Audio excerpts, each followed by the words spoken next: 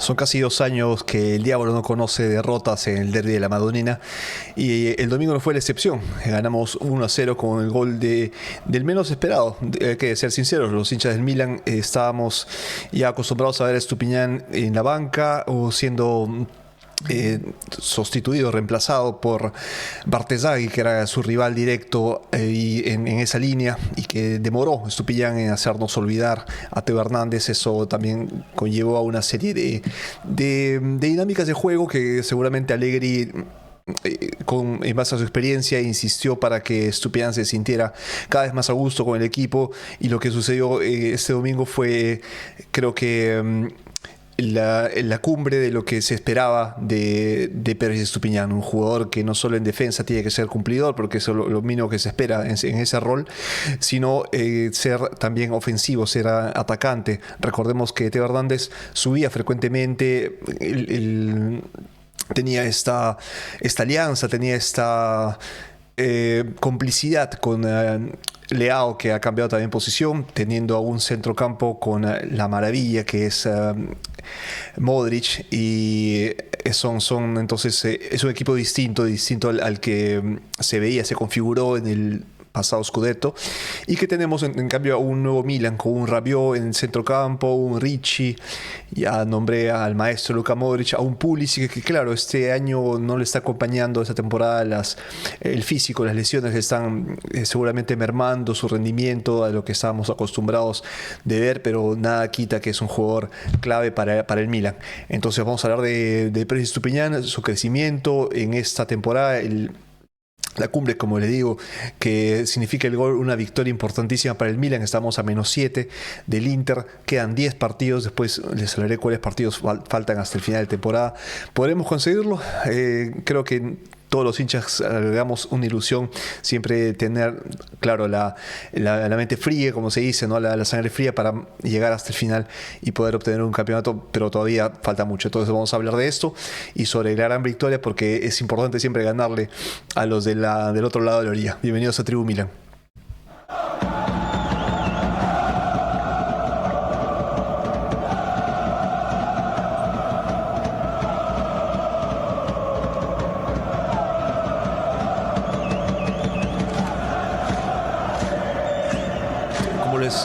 Les comentaba, el ingreso de Estupiñán al Milan nace como necesidad luego de la salida de Teo Hernández por una cuestión, creo, de problemas internos. Teo no tenía una buena relación con la dirigencia. Las relaciones habían resquebrajado.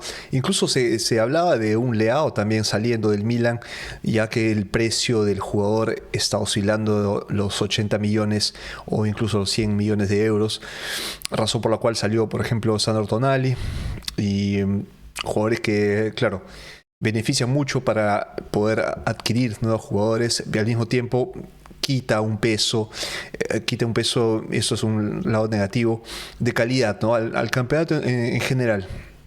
Así que en ese contexto entra Pérez Estupiñán para reemplazar a la figura de Teo Hernández, que se fue a Arabia. No sé cómo le esté yendo, sinceramente, pero tenía la valla muy alta, tenía las expectativas. San Siro no es un estadio fácil. Les digo, cada jugador tiene que dar el 100%. Desde aquí, desde esa tribuna, siempre decimos, ¿no? Podemos perder, incluso empatar, pero lo que queremos ver son camisetas sudadas. Lo que queremos ver son jugadores, son 11 jugadores que tienen que dar todo. No toleramos pecho fríos, no toleramos conformismos.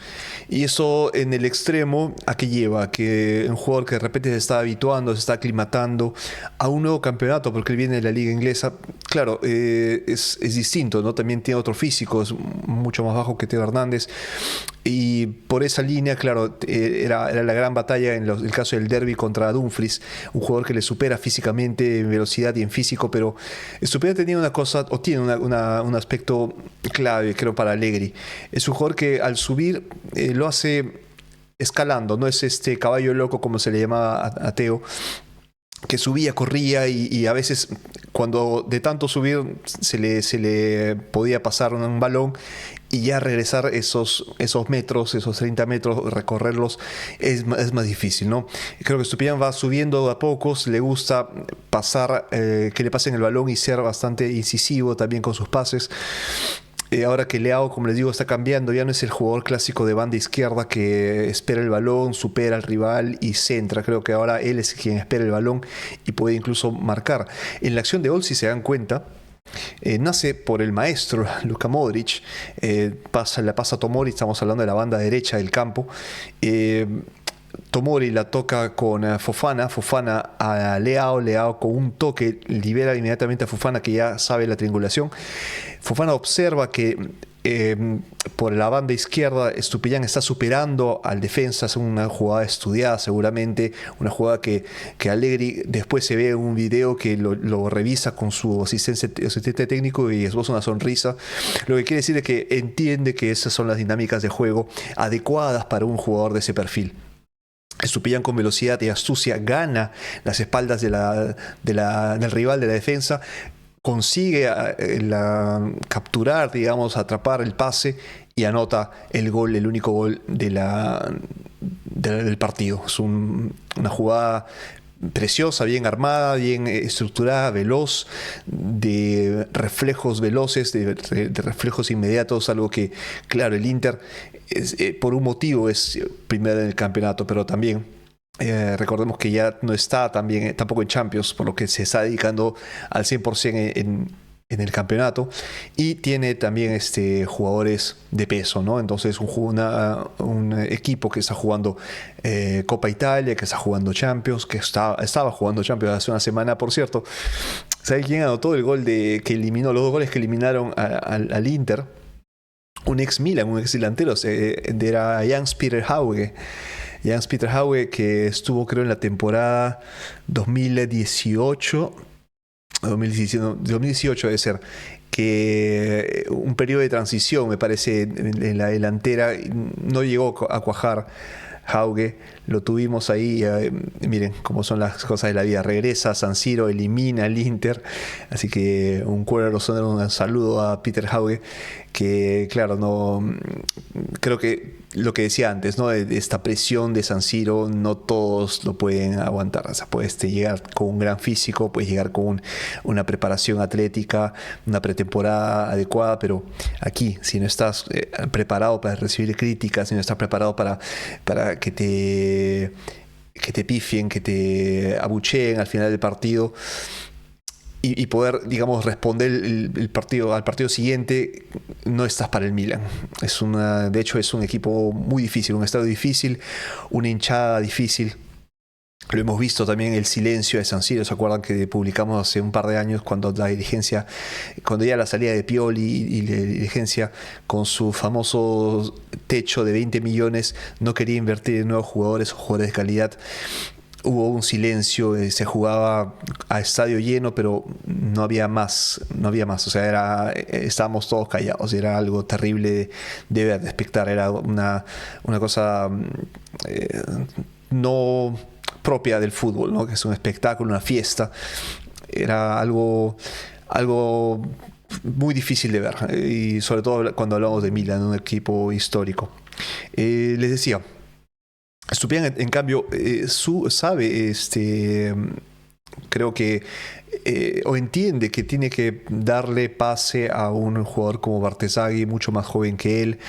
Estupiñán me parece en sus 27 años y Bartesagui apenas ha cumplido los 20. Por edad tiene mejores chances de recuperación en caso de lesiones o molestias, responde claramente mejor a estímulos físicos durante el torneo, o preparaciones y todo esto por cuestiones biológicas, por edad. Al mismo tiempo, llegar con ¿cómo decirles? Un equipo con llegas como extranjero se te exige mucho más que el jugador local. Así que tenía esas dos cosas en contra. A un rival de banca que por juventud, por ambición, por edad, que es normal, está bien que sea así, empujaba y estaba ahí atento para ver cuándo este jugador podía cederle el lugar. Y por otro lado tenía la presión de saber que estaba reemplazando a un Teo Hernández que fue capitán del Milan, que estuvo ahí en los momentos importantes, que campeonó con el Diavolo. Tenía demasiadas cosas ahí que pesaban, ¿no? Y un poco sacarse estos costales de encima iba a ser difícil. Creo que Allegri supo acompañar a Estupiñán en este periodo, sobre todo cuando salía por acumulación de tarjetas o por incluso una roja que nos afectó. Ya no querían a Estupiñán, les digo, el comentario general de la hinchada, no querían a Estupiñán. Y decían, bueno, que Bartesaghi, bueno, italiano y tal cual, que esté en la cancha.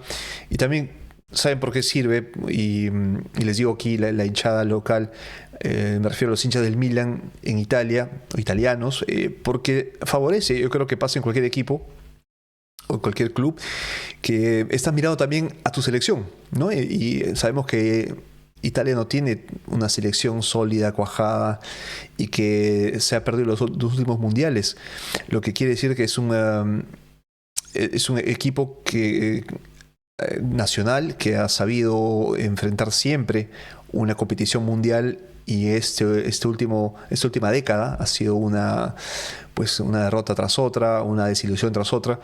Yo creo que también abrazar la ilusión de encontrar a un jugador joven y que pueda ser parte de la selección. También otro factor. ¿Por qué excluir esta hipótesis dentro de también las presiones que se le daban a Estupiñán? Y seguramente cuando ven los comentarios dicen, nadie se esperaba, ¿no?, que Perez Estupiñán anotase un gol, pero fue así. Así que un factor clave, el hecho de que Allegri le haya dado la confianza. De hecho, si ven ahí el comentario, que Allegri considera a Estupiñán un jugador serio, que cumple, y que seguramente por esto, ¿no?, también por la lealtad, le ha sabido otorgar la titularidad. Y ahora con el gol, la confianza está, pero por arriba. Si ven el abrazo de Leao como diciendo, mira, lo lograste, ¿no?, gracias a tu esfuerzo. Vamos a hablar de este genio. Esto vamos a hablar un rato más. Esto quiero decir, este señor. Luka Modric, a sus 40 años, miren lo que en esta acción, tantas acciones de juego, en acciones de defensa, en acciones de ataque, está siempre presente. Este jueves vamos a publicar un nuevo episodio de Apuntes de Tribuna dedicado al maestro Luka Modric, porque parte del éxito de este campeonato, de este torneo, que estamos nuevamente regresando a Champions como mínimo, porque claro, siempre tenemos las ambiciones de ganar un campeonato. Tenemos a un protagonista de 40 años que llegó a parámetro cero al Milan, porque se desvinculó del Real Madrid, venció su contrato, eligió al Milan, porque eso hay que decirlo, eligió al Milan. No fue el Milan que le convenció y nada. Él ya ha ganado toda su carrera. Tenía que elegir dónde cerrar, digamos, ahí la gran obra de teatro que es el espectáculo que es su carrera futbolística. Y nada menos que en el Milan, un grande del fútbol mundial. Y miren lo que está dando. O sea, uno puede decir, no, está trotando, camina, no participa. Es titular, juega 90 minutos. O sea, ni siquiera, digamos, no tiene piernas para durar 90. Juega 90 minutos. Hace lo que están viendo en las pantallas. Hace exactamente lo que están viendo. Así que es un jugador protagonista. Asistencias, goles. Tiene motivación en campo. No es un jugador que sea líder en el vestuario. Ojo, esto él mismo lo ha dicho, o sea, lo dicen incluso sus compañeros de juego. Es un jugador más que nada silencioso, pero te da este punto de referencia, ¿no?, en el campo, porque sabes que si la vas a pasar a él, te la va a devolver limpia, la va a manejar limpia. Así que esa confianza de tocar el balón a Luka Modric es importante para los jugadores que viven la presión de un derbi por primera vez, y que seguramente tener al lado a un Luka Modric te deja fluir, te deja hacer tu juego. Y esto lo vimos también, ¿no? Inter tuvo unas buenas oportunidades. Él estuvo presente sin desmerecer el juego colectivo, claramente, desde Pavlovic a Tomori, a Ricci, a Rabiot, a Pulisic, a Leao, Fofana, en fin, son figuras en el campo, bueno, Mike Maignan, en el campo que han dado su aporte para lo que significó es la victoria, y por poco a los 93, ahora vamos a ver la jugada o una imagen, no termina en empate, porque claramente si tenemos en consideración una mano en el área, es penal, ¿no? Creo que en el 90% de los casos va a ser penal. Pero ¿qué determina el juez? Y que fue apoyado posteriormente por sus colegas, porque aquí también hay una asociación de árbitros y tal cual que dan sus opiniones a posteriori, ¿no? Que dan su punto de vista. Que el jugador, como observan, hay dos imágenes. La primera es cuando desde atrás, ¿no? Desde más o menos lo que nos hace ver en la televisión el juego. Luego en la repetición se ve la segunda, que ve en el cuadro derecho. Esta primera imagen parece que el jugador está retirando, ¿no?, el brazo. De hecho, se confirma cuando repiten la jugada en cámara lenta, en la cual interviene esta segunda. Como ven ahí, Pavlovich, que observa al jugador, observa el balón. No está en el recuadro Dumfries, que está cayendo en el área, seguramente para impresionar al árbitro, pero para resaltar, el jugador Richie le toca el balón en el brazo, él retira con un reflejo pero felino, porque no quiere que el balón impacte y tenga que influir en la jugada. Eso es lo que aprecia el árbitro. Como ven en la segunda imagen, en el segundo recuadro de la derecha, el árbitro está en un ángulo bastante es un ángulo correcto, que ve la jugada, ¿no? Y observa que el jugador seguramente lleva el brazo hacia atrás para impedir el contacto completo y que ese brazo haya impedido otras acciones de gol. Entonces, al retirar el brazo, quiere decir que el jugador no quiere participar en la jugada o quiere hacerlo que impacte lo menos posible. Entonces, en esta evaluación es la que determina el juez que no es falta, y el juego continúa. Luego de otra acción de tiro libre, creo que es antes o después de esa jugada, que de hecho el Inter anota, pero el árbitro no había pitado, por lo que se tiene que repetir el córner. Esa es la segunda polémica, que se dice que el juez favoreció al Milan por este aspecto. Pero bueno, si vuelven a ver la jugada o la repetición de ese minuto de juego, estábamos hablando del 93, el árbitro no pita, y cuando sale el balón y se anota, recién, él anula, ¿no?, el juego, porque dice: yo no les había avisado que pueden lanzar el balón. Entonces, objetivamente, aquí no hay ninguna jugada polémica. Objetivamente, el juego tenía que pararse y repetirse, porque se lanzó antes de que el referee dijera que el balón pudiese ser lanzado. ¿Cómo estamos en la tabla? Estamos segundos, estamos a -7. Si el Inter empataba o ganaba el partido, iba a ser muy difícil. Se disparaba y no había quien le alcanzara. Pero ahora tenemos buenas chances. Estamos a -7 puntos. Lo que ven ahí son los siguientes equipos que están ahí pisando los talones al Milan. En este caso sería el Napoli. Ahí tenemos a un equipo que nadie habría pensado, ¿no?, que llegase al cuarto lugar, el Como, la Roma y la Juve. Como que tiene una inversión de unos hermanos, me parece son tailandeses, del mundo del tabaco, así que han invertido muchísimo dinero en el equipo y en el entrenador, Fábricas, creo, y que están seguramente dando de qué hablar en el campeonato. Llegar a Champions en tu primera incursión en la Serie A, creo que es algo para celebrar, ¿no? Y de hecho hay equipos, si se dan cuenta, del norte de Italia, que están ahí dominando el campeonato, ¿no? Pero esto seguramente lo analizaremos cuando analicemos la Serie A en su conjunto. ¿Cuáles son los siguientes partidos que tenemos? Porque les digo, faltan 10 partidos y ahí se cierra todo. Y ahí, pueden parecer muchos partidos, pero miren, son 30 puntos que se juegan y todo puede pasar, ¿no? A ver, les digo. Vamos a ver qué tenemos por aquí. Tenemos Milan con 60 puntos, 67 el Inter. ¿Qué partido le esperan? El siguiente es Lazio, de visita. Torino en San Siro. Napoli, de visita. Udinese en casa. Verona, de visita. Juventus en San Siro, ojo. Sassuolo de visita, Atalanta en casa, Genoa de visitante y cerramos en San Siro contra el Cagliari. Creo que el Cagliari está en las últimas posiciones. La cosa es que cerramos en casa, esto es importante porque se podría... Bueno, de hecho el campeonato lo terminamos cuando ganamos, fue contra el Sassuolo, ¿se acuerdan? El Scudetto número 19.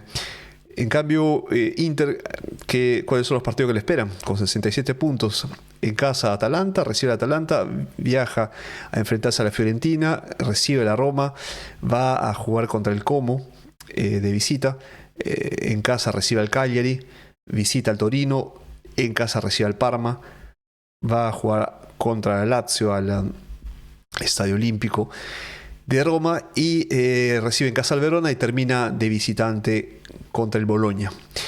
Entonces esos son los partidos que le esperan al Inter y ya repasamos lo que le espera al Milan. ¿Qué me dicen? Nosotros tenemos dos partidos claves ahí, Napoli y Juventus, ¿no? De los que hemos visto, los que les he hablado. Bueno, Lazio es difícil, Napoli, Juventus, pero ¿saben qué? Ha pasado este torneo. Se han dado cuenta que hemos perdido contra equipos que en el papel eran factibles. Comenzamos contra la Cremonese perdiendo. Así que tuvimos empates que nos fueron alejando de la punta. Estábamos en la punta del campeonato hasta diciembre y ahí fuimos perdiendo este liderazgo por empates tontos, ¿no? Y esto sin desmerecer a los equipos que enfrentamos. Pero fueron desatenciones, fueron jugadas, claro, y partidos, de hecho, en los que el Milan merecía mejor resultado, pero los partidos no están para merecerse, hay que concretizar, hay que ser bastante agudos en ese sentido, ¿no? Y hay partidos que se pueden perder, como en este caso, con el Inter son partidos abiertos, o mejor dicho, con resultados más cerrados, no se esperen goleadas, salvo excepciones, ¿no? Ese es el fútbol, pero lo que uno espera es ganar la mayor cantidad de puntos. Uno, jugando en casa, y segundo, contra equipos que son de media tabla, que en los que uno puede manejar la experiencia o tener mayor banca y renovar, ¿no? Entonces, creo que estos son los factores de los equipos que son grandes, que pueden contar con mayor renovación de jugadores y jugar a la experiencia, ¿no? A la presión del campo, de San Siro, de la hinchada, y esto creo que son factores clave, porque nosotros, los hinchas, somos el jugador número 12, ¿no? Y seguramente el aliento y todo lo que conlleva recibir al Milan en San Siro, sobre todo, hace que ya tengamos un medio punto a favor, porque claro, es difícil jugar con bajo presión y esto lo saben los que nos visitan, ¿no? Por lo que sí tenemos esto, que tenemos a una serie de... tenemos partidos difíciles, claro que sí. Vamos paso a paso. La siguiente, les digo, la Lazio, el 15 de marzo. Pero no se olviden, este jueves tenemos el especial de Luka Modric. Vamos a hablar de su rendimiento, sus estadísticas con el Milan en esta primera, esperemos no sea la última temporada con el Milan, diciendo de Rossonero. Y hablaremos, claro, no de su trayectoria, hablaremos de Modric, Milan, ¿ok? Sus pases, estadísticas, qué le ha aportado a nivel también anímico, también como historia, ¿no? Lo que ha podido aportar Luka Modric. Algo interesante es que durante el partido estaba como ahí en la tribuna Sergio Ramos, el ex capitán del Real Madrid, y se le pregunta de hecho a Modric, ¿qué te parece la presencia de Sergio Ramos? Y dijo, bueno, como capitán tengo que demostrarle que sigo todavía siendo un jugador válido, ¿no? Y había que ganar. Qué grande que es Modric. Tener a un jugador así en el campo no solo es un placer verlo, lo he visto cuando fui a San Siro y que la gente lo ovacionó. Tengo varios ahí videos de la gente gritando su nombre. Cuando fue reemplazado se le despidió como un artista, casi todos de pie, en aplausos. Esto no se ve. Se ve raramente en un jugador legendario que está dando los últimos minutos de sus piernas, de su carrera, y lo está haciendo en el Milan. Así que esto es todo por hoy.